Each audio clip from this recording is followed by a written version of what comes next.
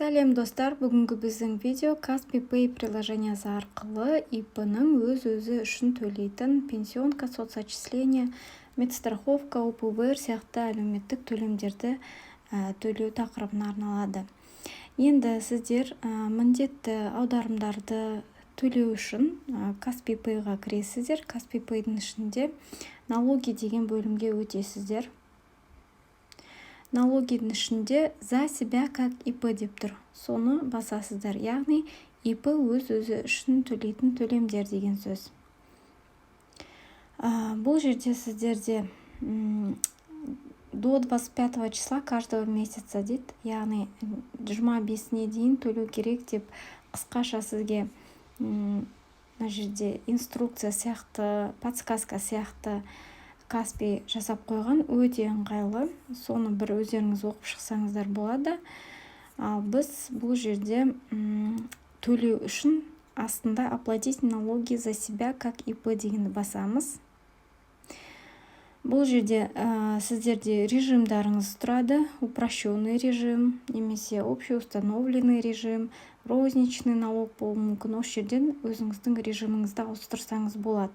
Бірақ мен бұл видеода упрощенный режимдағы ИП-ның иесінің төлемдерін көрсететін боламын.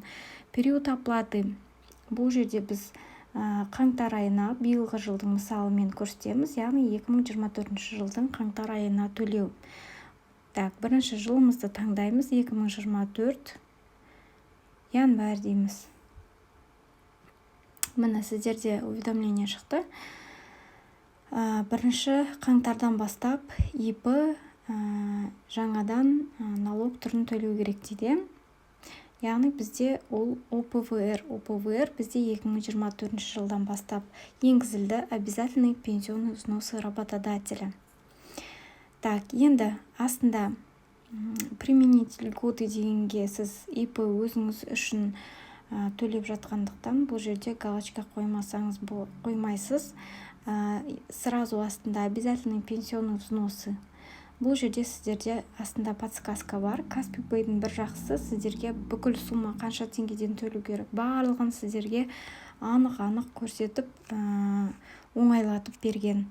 Мына жерге сіздер биыл 2024 жылдан бастап 85 мың теңге минималды жалақы болғандықтан, оның 10% 8500 деп көрсетілген. Соны жазасыздар 8500 теңге. Обязательный пенсионный взносы работодателя бізде биыл жаңадан енгізілген төлем түрі. Бұны ИП өзі үшін төлеу тоже міндетті. Сондықтан сіздер бұны тоже төлейсіздер. Бұл да пенсионный взнос, бірақ бұл ОПВР деп аталады. Бұл бізде 85 мың теңгеден 1,5% 1275 теңге. Астында сізде уже көрсетіліп жазылып тұр. Просто соны жазып шығасыздар. Егер сіз минимальный зарплатадан 85 мың теңгеден төлеп отырсаңыз. Енді социальное отчисление бізде 2975 теңге. Взносы на медстрахование ол бізде барлық ИП-лар үшін бірде 5950 теңге. Болды, осылай жазасыздар. Оплатить дегенді басасыздар. Болды. Менде мына жерде Kaspi Pay-да ақша жоқ. Мен сіздерге жай мысал ретінде көрсетіп отырмын. Оплатить дейсіздер. Болды. Сонымен сіздерде 3 жұмыс күннің ішінде төлемдеріңіз түсіп дайын болады.